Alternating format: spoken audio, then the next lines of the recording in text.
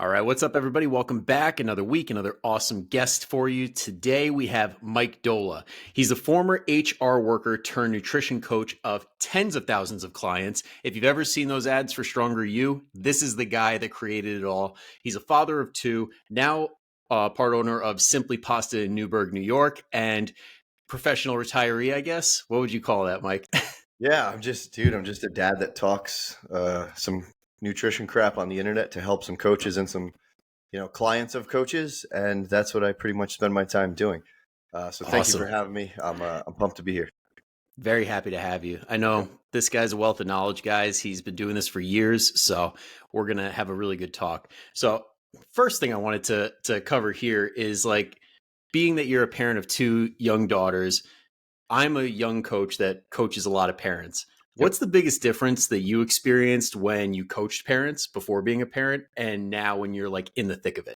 Yeah, it's I always thought I was pretty good at thinking about the lives of other people and what they go through. I think that's a big part of what makes us good coaches is when we can kind of put ourselves in those shoes of people who we are not. But when you have kids, you realize that you still made a lot of mistakes. I think for me, it was like, I think people like us, we're into the fitness nutrition thing. We work with people who really don't like any of it, but they want the results from it, which we understand. We tell them, oh, you have some time. If it's a priority, you could figure it out. But it really is a challenge for people. Everything from prepping meals to getting a workout in, it is not easy. These kids need a lot of attention. We had at one point two under two. Now we have a 2.5-year-old and a 9-month-old, and we cannot take our eyes off them. So if my wife or I want to go work out, like we're doing double duty, we can't do anything else. It's very hard to prep food. I just prepped dinner before this, and it was like 1:30 our time. So it's like I just cooked it. It's going to Gotcha. be cold. We'll microwave it later. So that's the type of things that we have to deal with as coaches for our clients. And I think when you know that that's what these people are going through, they respect and trust you a lot more. And I think, I've joked about it a lot now, but if I see like another 25-year-old jacked fitness professional tell people they all have the same 24 hours in a day and just get to sleep and go to the gym, I'm going to tell them they're crazy because some people literally would have to wake up at 4 a.m. to get it in. And I just don't think that's realistic. And I think that there are so many different things that our clients as parents can do to succeed, but we have to help them find those things. And after having kids, I found so many little tactics that aren't the most fun thing in the world to do or the most tasty thing in the world to do, but it does help me maintain or make progress. So Nice. And what are what are some of those tactics that you find like the most helpful for you and some that have like fallen off because it just like it sounded great but didn't work? yeah, I think for me, it's like it's lowering expectations. I think a lot of people have like these grand expectations of like, oh, I'm going to lose 30 pounds in 3 months and everything's going to be happy. It's like maybe it's a lot easier to lose 15. Or maybe you can't go to the gym 5 days a week, but you can go three.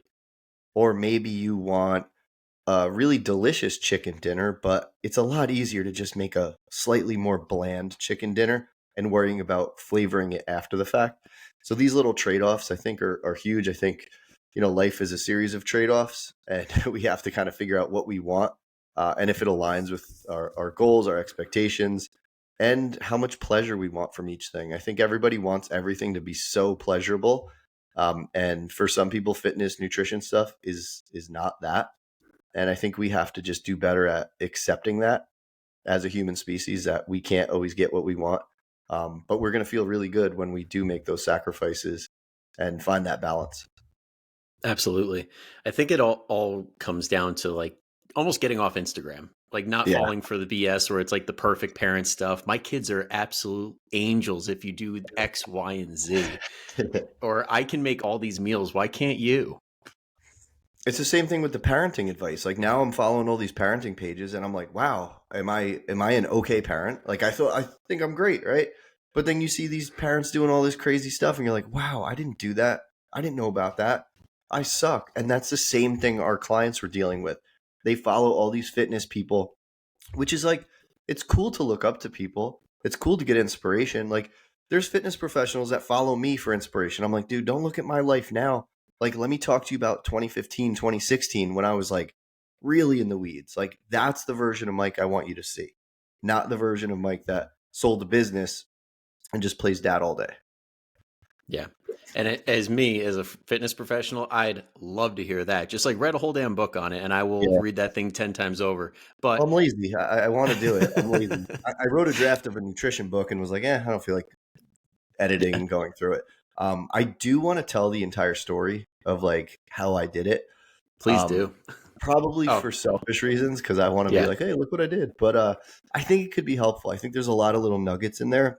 And I've said to a few people, the longer I wait to do it, the more stuff I'll forget. Um, I don't know. Realistically, knowing myself, it'll never happen.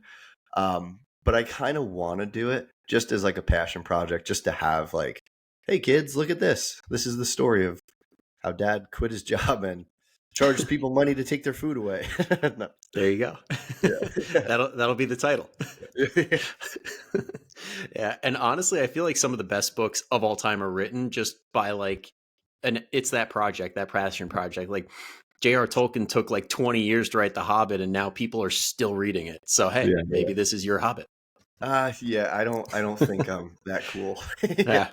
Hey, only one way to find out. Yeah. But it is a good topic to bring up, though, because I know a lot of people are not necessarily in their like ideal, passionate field. And you did the transition from corporate America to doing what you truly love. What was like that switch that got flicked, and like what happened for you to be able to make that transition and be able to do it for the long term? Yeah, it's tough because old Mike, or young Mike, I should say, was very jaded towards careers and enjoyment and money. I thought that people that liked their jobs were just like so rare. It would never happen to me. There was nothing that I thought I liked that much that could make money. So I just kind of accepted that I was this 32-year-old guy in a job he didn't like, making not a lot of money, and just kind of going through the motions. And I just kind of figured out like, what do I like to do? What do people need help with? And it was just fitness stuff. And my first attempt at it was a kind of a failure. I affiliated with CrossFit and did a small gym at my home, and nobody cared. So I was like, wait, okay. 13 months later, let me do what people really need, which was nutrition. I didn't do fitness stuff anymore. A few people still came over and worked out, but I had a lot of experience talking on the internet, message boards, sharing stuff, knowing how to engage people, knowing how to communicate, getting into, I would say, productive debates. I don't call it arguing, but in our field, there's a lot of crazy stuff out there. And Yep. I always thought of those people as like people that were drowning, and I had a life vest. So I'm going to throw it around their neck. If they want to put it on, that's their choice, but there's a lot of other people watching. So I want those people to see it as well. And I just started talking. I got very lucky that I had a skill set that aligned with what people needed help with. And I just loved it. And I think it's like when I sold the business and I stuck around for like 15 months or so and I retired, I thought I was going to like hang up the nutrition hat. And I am, like, technically, I don't work in the field, but I love talking about it. Like, I love this. So that tells me, like, that's the difference between people like me who I think find success in their passion and people who do it backwards and say things like, I want to make a lot of money and I don't know how to do it. Do you have any advice? And I don't have advice for those people because I don't think you choose it that way. And I think fat loss and stuff like that, fitness, is the same thing. You don't just say, I want to lose 30 pounds, I want to lose 50 pounds, whatever it is. You say, how do I find the thing that I love to get me there easier? Like, maybe it's a certain type of workout. Maybe it's just walks. Maybe it's a specific sort of eating plan. I don't know. But that was my situation. I was just very lucky to find what I was good at with what people wanted, and I just love to do it. I know like Alex Hormozy is like controversial to a lot of people because he's very much like, all I want to do is work, and I love it. And that was me for a while. Like, don't get me wrong, I still paid a lot of attention to my wife, and this was pre-kids, but I loved it. I picked up my phone and I knew that there was a bunch of people that benefited when I talked to them. And somehow it just became a job that employed nearly 100 coaches at one point. And that's just like, dude, it's crazy because I don't look at myself as the guy that did that. I look at it like, oh, wow, that's like, it's not a big deal to me because it's me. Like, I still feel like it's not really a thing. You know what I mean? Yeah. I just Yeah. And haven't like stopped and smelled the roses enough. yeah. And I it's funny see you them. say that because like I know me and my girlfriend will just be sitting there watching Shameless or whatever, and I'll be on my phone in these Facebook groups like chatting it up with people. And it's like you kind of know at that point, you're like, if you like doing this on your off time, you kind of know it's for you. Yeah. Yep. So I think, I'm not in the field now. I don't know if I'll ever get back, but there's probably a chance that I'll at least coach a few people again just to get my actual fix rather than just commenting and sharing on Instagram. Nice, nice. Yeah. I mean, you got to have a few just to scratch the itch. Now, I know another thing that you always mention, like when you talk about it, is like you had a very supportive spouse, and Yeah. how much of I guess the percentage of that. I don't know how to frame this, but basically, what kind of impact did that have on you? Yeah, it's one of those things that if you're trying to make it in business, I think if you have a partner who is kind of a pain in the butt about it, trying to pull you away from it, trying to tell you it's not going to happen or shouldn't bother or just stick to the safe thing, like it's probably going to be a lot harder if not impossible for you. So again, a lot of the luck in my story was my wife, my now wife and then girlfriend Krista. When I met her, it was like 2015. I had 100 clients ever, and I was like, this is crazy. And I remember every time I would hang out with her, like it felt like I would get a new client. I'd be like, oh, you're my good luck charm. And then it just got crazy, and she was, one of the few people that was like, you should quit your job. You're probably okay. And at that point, we're, I don't know, 6 months in. Again, I need to write the book so I know the exact dates, but call it 6 months in, and she's like, if it doesn't work out, we're good. Like she was a teacher in New York. They're well paid. We would have been good. She probably at the point when we first met and into the relationship, she was making double what I was as a teacher. That's how little I was making at my full-time job. So I remember when I told her how it was doing, like she would hate that I said this, but like she broke down because she was like, what the hell? Like, how is this is what's happening? She's like, babe, like we're good. Let's do it. If it doesn't work, you'll get another job. And my whole thing in my head is like, as soon as I left that job, I became unemployable ever again. I could never work for someone again because it's just, I was hardwired to just do what I wanted to do because I knew what was best for the client and these customers in this field. And I say that with confidence because I don't think there's many people that spent as much time as me with them, not just coaching them, but in these groups, in places online where everyone is just like, what do I do? I can't figure this out. And that's how I can see a question and answer it in 12 seconds because I've seen it 1,000 times. And every time I do it, I get that same feeling of satisfaction that I just helped that person. And I feel good about that. So she was all about it, man. I mean, there was conversations like get off your phone, shithead, like stuff like that. Sorry for cursing. Oh, But yeah, like get off your it's phone totally or fucking fine on this podcast. all right, good. But I would be at parties and stuff. We'd be with people and they would be like, oh, this guy's, you're always on your phone. And I'm like, yeah, man, like this person is asking me questions. And my whole big thing, and I'm a snob about it, is like customer service in the industry. I think people generally have really crappy service. They have limited times when you can talk to them and they're just like, you only talk to me once a week. I'm like, yo, just text me. If you have a question, text me. Because when I was starting, I was thinking about the competitors and what was out there. And I said, I'm not going to do it like them because I don't think they're doing enough. And I was like, I'm just going to, like, part of the problem is people don't have support. And I was just going to give it. So if I'm at a party and it's 8 o'clock at night and my phone lights up, cool. Maybe someone's out and they don't know what to do. Maybe their friends are like, hey, drink with us, drink with us. And I have an answer for them that can get them out of it without offending their friends. So I had so much support from her. She's the reason it worked because she told me to just go all in. She didn't pull me away from it. She didn't look at it as like a competition of attention. And like it gave us a life where we could travel and I could still, check my emails and talk to people. So yes, there was vacations where, we're in Iceland. I'm looking up at Northern Lights and I'm still kind of worried about, Mary from Texas and her protein numbers. But like that's the trade-off. And that's Yeah. what I don't think enough entrepreneurs are talking about. Is like there's trade-offs.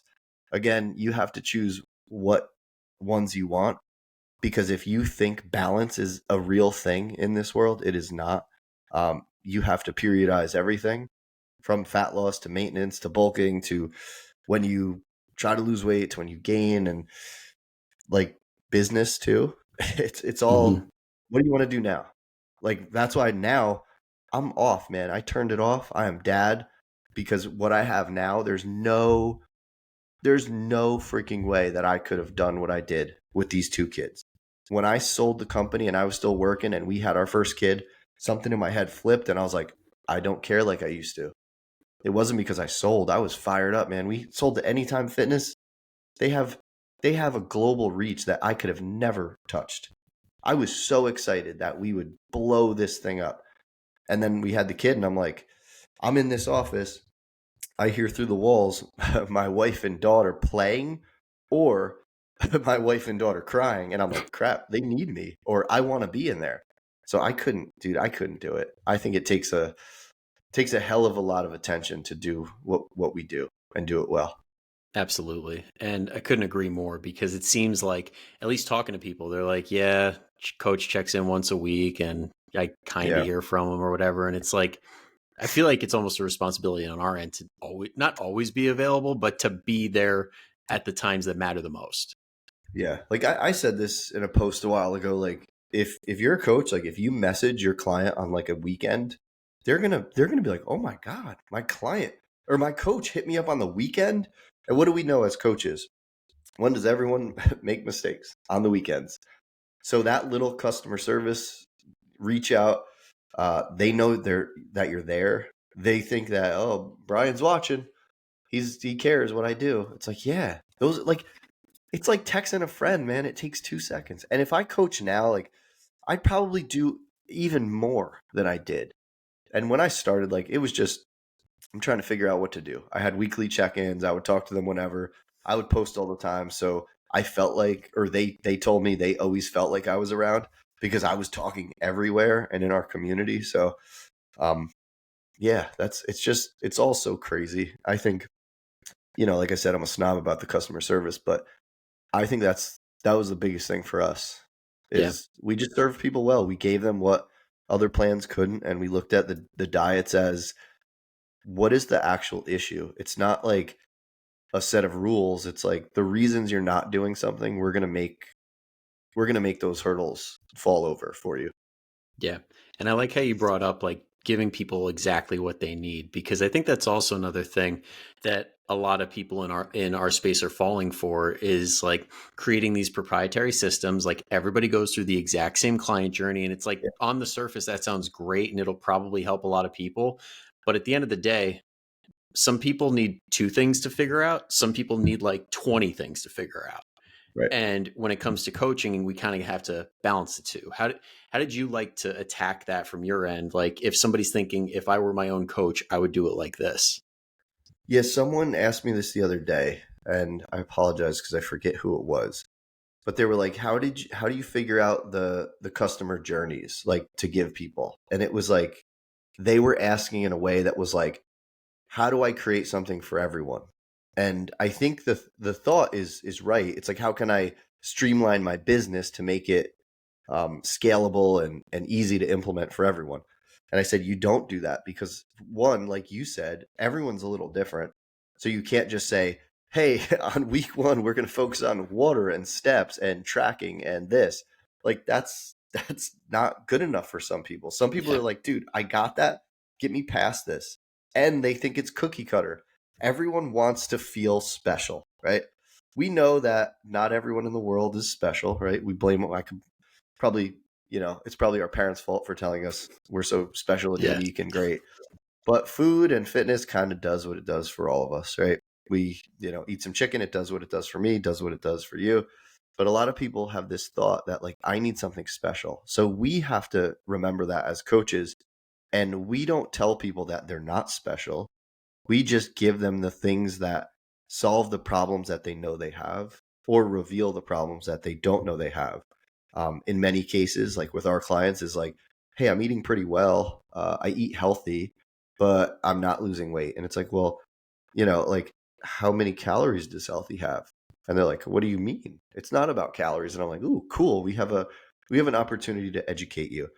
And when it is about calories, like you can work in your favorite foods and not feel terrible or like a jerk like this other diet made you feel.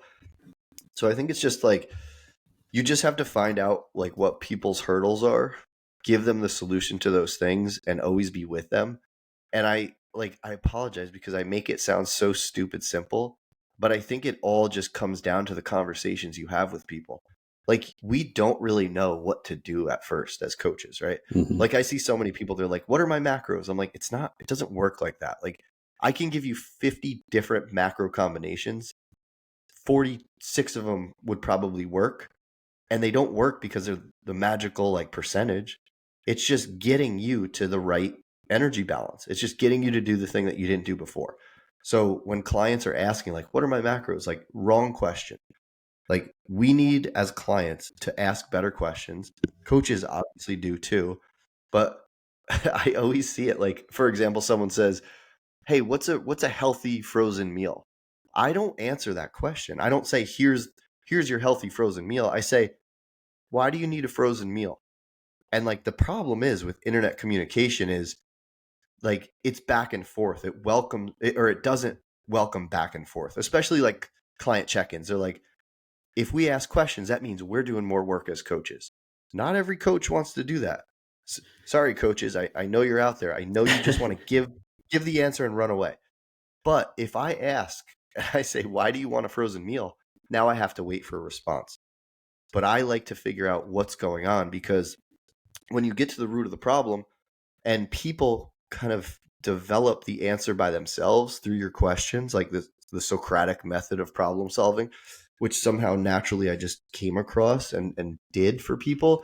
It was so fun for me because it helped people like say, oh crap, yeah, I get this. Like when someone is like, I always eat so many carbs when I'm stressed, and I'm like, I know where this is going. And like in my head, I giggle, right? And I set them up. I'm like, what do you mean? What carbs are you eating? And it's like potato chips and ice cream and pizza and cookies and cakes and chocolates. It's like, wait a minute, look at the nutrition facts.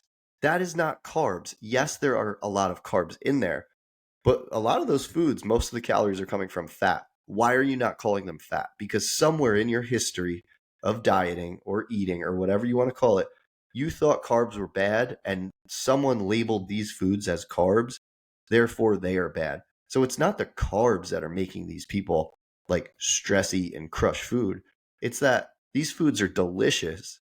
And it's like, I'm going to date myself now as a 41-year-old. Scottie Pippen and Michael Jordan. That's what carbs and fats are together. They're just the best. And that's what I want people to realize. So when somebody says to me, I just overeat carbs, I teach them in like 30 seconds. It's not the carbs, it's these combo foods. So don't call it carbs anymore because now you don't fear strawberries and bananas because those are in the same category as those other foods according to your classification that was misguided. So that's it. See, I get all excited about it and I ramble. Hey, no, that's okay because this is honestly bringing back many memories of being in these groups. When I know I had somebody the other day that was like commenting, the goal is to eliminate all carbs, and I'm like, whew, okay, where do we begin on this? Like what? Where does this come from? Right? Yeah, because I think I mean, we like, lose sight of the things that are given to us through food, and we really yeah, hone in on the things that it hurts us with. Like, yeah, is it easy to overeat? Yes, but if you don't get enough fiber, risk for a bunch of different cancers go up. So, are carbs really a bad thing, or are they a good thing? It's not that simple. right. There's no like we know it's don't call it good, don't call it bad. Just see if it makes sense. Yeah, Like there's gonna be times where a cookie is the best thing you can ever have. And sometimes it's going to be the worst thing you should ever have. So you have to decide. Like, that's why, like, I always wonder, or I always tell people, like coaches, to find out who the eater is. Because if someone says, "Should I eat a Snickers bar?" You're by default going to say, "No, don't eat a Snickers bar." But what if this person just hiked 6 miles up a mountain and that's all they have? Yeah, of course. Go Or for they're it. like, right, crush it, man. You just burned 1,000 calories. Like, have a good time. Like, I don't care. Yeah, And then exactly. you get people that are like, "How could you, as a nutrition person, say that it's okay?" I'm like, that's why I've helped more people than you, Yeah. because you are this anti carb, processed food, treat type coach, and you're messing people up and you don't even know it. Yep. And I So know that it's you've employed many registered dietitians on your team in the past.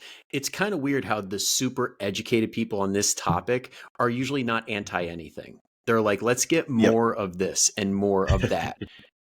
Kind of wild. Yep.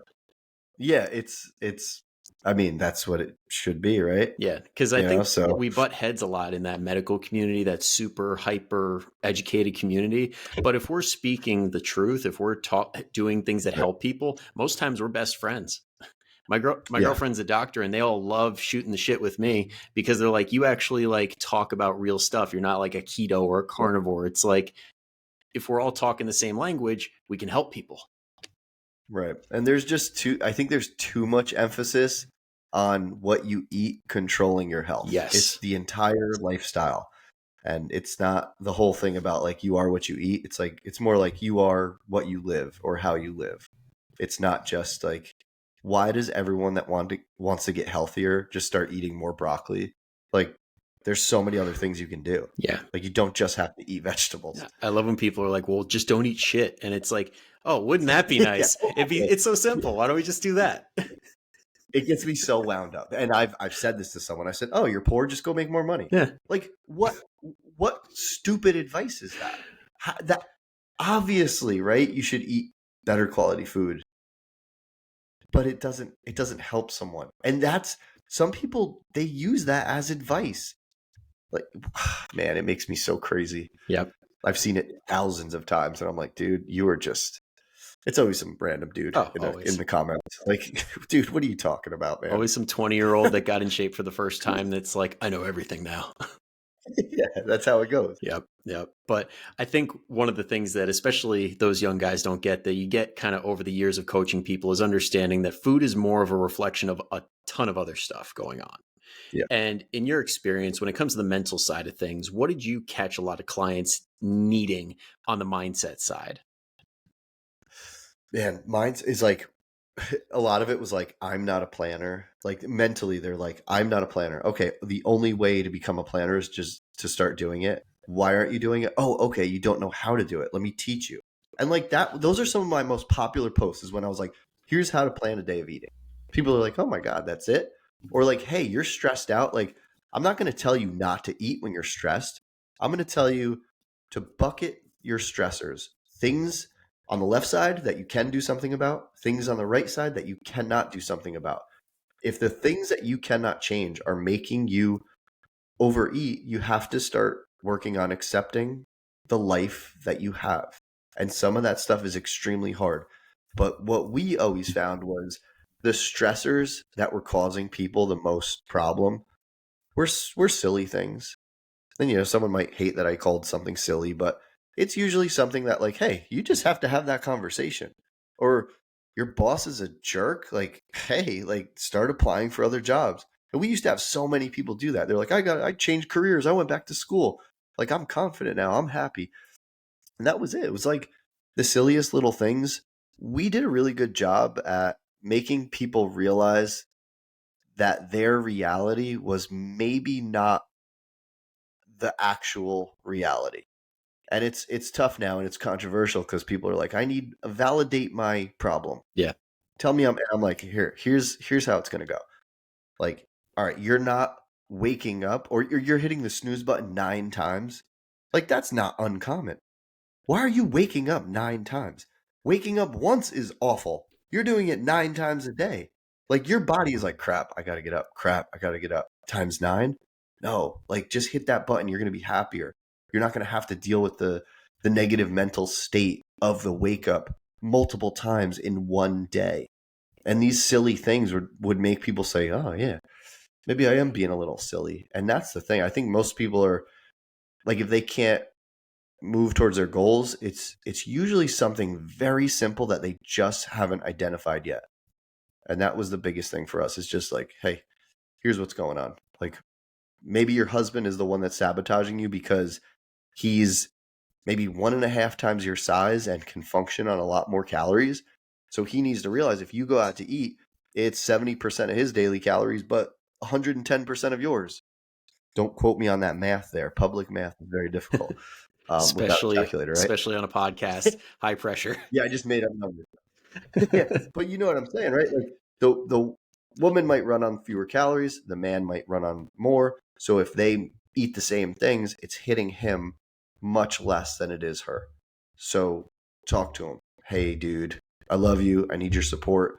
Would you mind if we didn't order out tonight? Maybe I'll make you something, or maybe you get off your ass and make me something. Yeah. So And I think a lot of just add a smile. I think a lot of people don't understand that if they give themselves that opportunity as a couple, sometimes your significant other surprises you. Like, because I've had a couple Yeah. conversations with people that are like, I don't think he's going to go for this. And it's like, why don't we just have the convo, just see what happens? And they're like, oh my God, I wasn't expecting them to be so open. Yeah, that's it, man. It's, and I hate confrontation too. It sucks, but it's a lot easier to deal with like 2 minutes of a crappy situation than it is like 2 more years. Yeah. Because you're going to constantly think about it. So like, what's the easiest way to get through that stress? Because we know like stress is probably the biggest issue for people, because food in many people's lives is one of the most pleasurable and enjoyable things. Like, in many of our lives, it's at the top. It's so good. Yep. We're not in a world that our ancestors grew up in, and it's extremely hard to win this battle. But if we have some preparation and some good coaching, like, we can do it. Absolutely. And I think a lot of people too, when it comes to just everything as a whole, when it comes to the food, alcohol, all that stuff, it's like it gives us that momentary break. It makes life less intense. But Yep. if we put in the work elsewhere and make it intense in other places, it dulls out the stuff that we're really avoiding. Yeah, I say this a lot, but my theory is, if everybody loved their jobs, they would stop making so many nutritional mistakes or health mistakes. Yep. Because they do use alcohol and food as an escape from the norm. So if I tell someone that hates their job, hey, on Saturday, I want you to prep some chicken and broccoli and some rice, and that's your Saturday night meal, they're going to be like, dude, I just want to go out. And it's like, you wouldn't want to escape if you enjoyed all the other days. Like I joke that even when I was running the company, every day is Saturday. I just have a lot of things to do, because every day felt the same. And now pretty much my life, every day feels the same. So I don't have this escape feeling or this excitement about Friday at 5 p.m. like I did, young Mike in HR. I was like, 5 o'clock, let's get shit faced, right? Yep. No more. Like, I don't have anything to escape from. And that's an awesome place to be. And I know it's a very privileged place to be, but there are a lot of things that people can do. I mean, it's silly, but this podcast could encourage someone to go apply for another job. Honestly, I hope it does. Completely change it. I hope it does. I know. I mean, words are powerful. There's somebody that's going to listen, that's going to be like, damn, yeah, I remember that person I talked to said if I wanted to apply to let them know. Like, these things will happen. Yep. And it's interesting how you bring that up about every day kind of feeling the same, because that's kind of one of those things that when you hit that spot, I know I just recently hit that part where it's like weekends don't feel like weekends, and you're like, this feels off, because it's almost like we're hardwired to put time to make money. Like, we're hardwired to suffer to get the results that we want. And I feel like in nutrition, it's kind of the same way, where it's like, if we're not suffering, if we don't feel like shit, do we even deserve it? Right. Yeah. I mean, it gradually happens if you do the right things. Like, it doesn't have to suck. Yes, it's probably going to be a little difficult because it's different from what got you into the place that you wanted to fix or change. So you have to accept that, but it's not this miserable thing. Like, Every time I go to the bookstore, I just walk down the aisle, the diet and nutrition section, and I'm like, God, this is just like it's trash. It's such trash. What's out there, and the average person buys it, and they're like, oh my God, I have to do this, I have to do that, I can't eat this. It's like, oh, like, I mean, we have so much proof now, not just in scientific literature, but among our members that like these people ate cookies. Yes, they had some alcohol. Yes, they didn't just eat the most boring bland food on the planet, and they got results. Like, because we're hardwired to believe that if it sounds too good to be true, it probably is. Like a post I put out the other day, it's like we don't believe simple nutrition advice because we're led to believe that everything has to be complicated. This doesn't have to be complicated. Most people know what good food choices are. Most people just don't do it consistently or have an idea of how much they eat. And those are the problems I wanted to fix for people. Yeah. And I know that there are a lot of people who just feel like, oh, I can't count calories. That sounds like so much work. Yeah. And I know this is one of your favorite things to talk about, where it's like, what would you say to that person that's like, I don't know, like, can I just use hand portions? Can I just use cups? Like, can I guesstimate like It's, intuitive eat? I mean, you could try it, but it probably isn't going to get you to where you want to be. And if it does, it's definitely definitely going to take you so much longer than you think. So you exist anyway. You're doing all these other things anyway. Why don't you just fast track the knowledge and the results? I'm a big pain in the butt about it because I'm like, hey, if you track and you have data, there are no more open questions. Everything will have an answer. And that's obviously assuming you're doing it correctly, because there's a lot of people that track 3 days a week or track until 6 p.m. and then stop. But if you're tracking accurately, you're going to have an uncomfortable realization that some things you were doing were probably not the smartest idea. That doesn't mean you're a dumbass. It just means that you're a human in today's food environment, which everybody's losing who isn't paying attention. Yep. So if you want to get to your results, like, why are you going to mess around with 15 other approaches when the one is right in front of you? If you're hungry, why are you going to stop at McDonald's on the way to a nice steak dinner? Just go to the steak dinner. It's like people that do certain workouts. They're like, oh, I'm not in shape enough to do that. It's like, yes, you are. It will be scaled for your abilities. So just show up to the thing that is going to work now. Don't, because you're going to eventually get there. Like so many of our clients, I cannot tell you. They would message me and be like, hey, tell me about your program. Here's the information. Never hear from them again. 6 months later, hey, I'm ready to finally do it. I'm like, all right, I don't ask questions. Like, I know what you were doing. Yeah. You were doing some other, whatever the popular shit in your friend circle was at the moment is what you were doing. You realized this random dude on the internet was right, and now you want to try it. Thank you very much. I'm going to put you with an awesome coach, and you're going to see results in probably a couple weeks. And you're going to wish you had a time machine and you did it 6 months ago. So that's my message to everyone. If you don't want to track, why suffer longer? Learn the thing, do the thing, and then you won't have to do it later. Yep. And a lot of people Like, are using these methods and they're really good at maintaining. Like they won't gain or lose a pound. They can eat what they want, not have to worry about calories. But God, if you just focus on it for like 3 to 6 months, knock it out, you could go back to the way you were eating if you were able to maintain, and you're golden. Yep. Accidental maintenance. Yep. I'm trying psychological dieting, not physiological dieting, whatever you want to call it.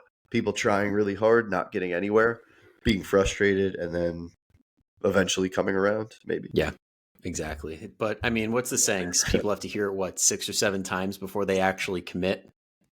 Yep.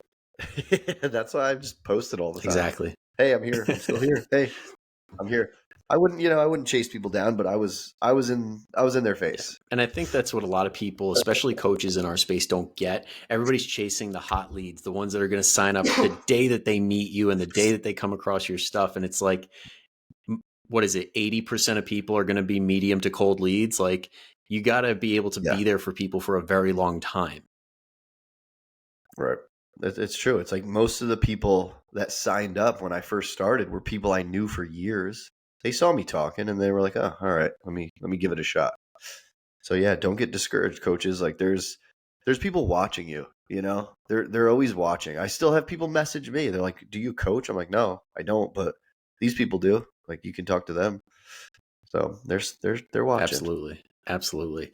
So now I know that when you when you sold off Stronger You, we transitioned into this new period of life. You now transition to a different business. If we're speaking about carbs and fats, Yeah. like Simply Pasta Yeah, sounds yeah. like a great spot.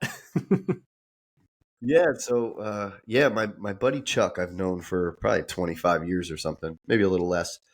He approached me and he's like, "Hey, I have this idea." His family used to have this place called Bavona's Simply Pasta. And I think they only ran it for like a year or so. They had to shut it down. And he's like, "I want to kind of rebrand it, redo it my own way." Um, very different than most restaurants. Like we don't even call it a restaurant because we're closed Sunday, Monday, Tuesday. He's there Wednesday through Saturday, does lunch and then to go pasta. So like you don't really go there to eat, you go there to pick up and go. And the whole thought was we don't want to do what everyone else does. We don't want him to be an owner operator that never sees his family. We don't want to promote everyone just coming here to eat out. We want to promote like family meals. Go home, cook it, boil your fresh pasta in like 2 to 3 minutes, and you're good. And it's been awesome. It's I think almost a year in operation. And the dude, Chuck, my buddy, is just so happy and he's the perfect person for it. And I don't know if you see his Instagram videos when I share them, but he does a little video every morning about what he's got. The menu is so small. Everyone's like, "Oh, you need more stuff." No, we can't if we wanted to grow, we could not grow at the Yeah. moment. We are probably at capacity unless we got bigger spaces, more staff, and that's just not what we want to do at the moment. So, dude, it's been great. And it's funny because people are like, wait, you're a nutrition guy and you went to selling pasta. And I'm like, yeah, have you been You listening? traitor. Right? You Like, have you traitor. been listening? I've been saying the whole time that you can eat this stuff. So, why not? Like, I get to help him live his dream. I get to have a little bit of my business fix. And we have a cool little spot in the hometown we grew up in. Like, why the heck not? Right? Absolutely. And not only that, I was checking out the Instagram before we hopped on, like doing like classes on how to cook and stuff. I mean, that's Yep. super valuable. I mean, that's something that you don't see, Yeah. I don't know, like Ruth Chris doing, like how to cook a steak. Dude, right. Because people are weird, right? Like, people are like, aren't people just going to learn how to do what you do? I don't think they're going to know what Chuck does in a class, but we're going to teach them things. They're going to get to meet the owner and see how like fun and charismatic he is. They're going to have a blast. And guess who has signed up? Some old Stronger You clients. Like it's so funny. They're like, "Hey Mike, I went to see Chuck and I made pasta." I'm like, "That's awesome. Like thank you for doing that." So yeah, we do all kinds of stuff. He's done private parties in there. He's done the classes. It's like I say it's like a how barbershops used to be before everybody was like glued to their cell phones. Everybody just kind of talks and hangs out because like when you go there, like you might have to wait a few minutes for the sandwich to come out or the pasta to come out. So you just start talking and he engages everybody. He's just yelling through the place. Like it's just such a unique, cool Yeah. spot. And it's interesting you say that about like how he operates as an owner and a operator. Like Yep. you don't come across a lot of places like that where the owner will drive conversation, will drive the community Yep. inside of the actual place. Yeah. It's what I'm and what I was so big at Stronger You too. It's like the clients knew me, I knew them. You don't see that, especially companies that got to our size. Like the CEO is just behind a computer looking at spreadsheets. I was just in the weeds, and he is in the weeds. He knows what people like, he knows what they want, and he just creates it and gives it to them. Yep. Yep. And now on the topic of community, I know that you guys ran like the possibly arguably the best Facebook group of all time. How did you guys like to cultivate that? Thank Like, you. and what did you take from the Facebook group that you started using at the pasta shop, or like how did that happen? I think it's just you need a lot of personality. Like people would call me food dad. I would joke a lot. I would be myself. I would give tough love, but I would also give hugs. So I was like, what do people like when they come to Facebook? They don't want to argue about all these politics and all this nonsense. They need a place that's basically like adult Disneyland where we talk about food stuff, we support each other. And I was such a machine about positive reinforcement. If we had like, I'll call them power users, like some of our clients were just like basically in there all day while they were at work. They were like old me at my old job, just playing on the internet. They were just talking to everybody, sharing, giving tips, basically becoming our assistant coaches. And I would just thank them. We would do giveaways. We had so much fun. And again, this is why I need to like write this stuff down, because there was a lot of like a lot of tactics in there, but it was so, and why I do such a bad job describing it. Like I tell people I'm one of the more underwhelming like business advisors out there. Like I'll give people advice, but they're like, "Oh, that's it." I'm like, "Yes." But the reason it's so simple is because it was so natural to me to just go in there, solve people's problems, make them laugh, positively reinforce everyone, get my coaches to see that and start doing the same, and just be so present. We would do lives all the time. People knew the name of my cat. They knew how I met my wife. They knew my old job. They knew I hired my best friend to be our COO and told him to quit Amazon. Like everyone had this story. So they wanted to support the underdog and they felt like they knew him. And that was similar to Chuck. Like Chuck is going online all the time and he's just like, "Hey, check me out." Like every morning he does his little Instagram video and people feel like they know him. And we're at a point in, I think, like our capitalist society where like people don't love big business, but they do love people. And Mike was Stronger You was Mike, just like Chuck is Bavona Simply Pasta, and it is him. So people want to support that. So I recognized that early, and I was like, this is just fun for me. I'm just gonna go all in on this and have a great time. So luckily it worked. And that's what I tell coaches, like, you have to have that personality. Just make people laugh. Yes, you will maybe offend someone at some point. Don't be too controversial, but like, don't be afraid of making jokes. Like stupid things. Like have a good time. Be a human, and you're gonna be fine. That's a good one. And that's a great place to end it. But I can't let you off Uh, the hook just yet because we got one more question. I want to make sure we get it in time. I want to be respectful of your time. So, are you ready for the final question of the day? yeah, a little nervous now. You're setting Oh, this thing yeah. up. Oh, yeah. So, basically, every guest asks the next guest a question without knowing who it is. Okay. So, this one comes from Jared Hamilton. He asked, if you could have a billboard the whole world could see, what would it be if it couldn't be an advertisement? Oh man, a billboard the whole world could see that couldn't be an advertisement. Um, Probably just like a message that says like, learn what enough is. Like that's it. Because I think the world, with food, with money, with friends, with stuff, like no one really knows how to just enjoy what they have and appreciate what enough is. I think particularly with food, like for example, someone needs 1,600, 1,500 calories to like maintain. They're like, "Oh, it's not enough." Why isn't it enough? Because you see all this other stuff. Just like why do you need the Ferrari? Oh, well, because it's out there. Like, well, you don't even like cars and your Honda's getting you where you need to go. So I think that's probably like the message I want people to see. Um yeah. That's hard because an advertisement would have been much easier. Yeah, it would have been. I did have this like dream that one day we would just have like this billboard that would just say thank the letter U, and it would just be like strongeryou.com, and people would be like, "What the hell is that?" And they would go to the site and it would just be like, what we did. I like that you But snuck an ad in I there. didn't want to I didn't want to spend, yeah, yeah. I didn't want to spend the No. money on it.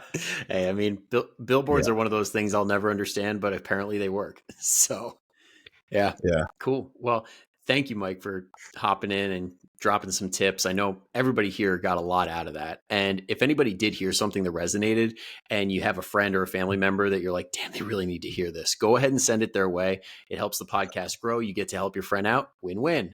So if you want to check out more of Mike, where can they see your stuff? On Instagram at Mike Doehla. That's probably where I'll be Yeah, at. definitely Yeah. check out this guy's stories. He goes off and answers a million questions, and they are always super duper helpful, very much like this podcast. So, Mike, thank you again. And everybody else, I will see you next time, same place. Until then, go kick some ass. I'll see you later. Thank you.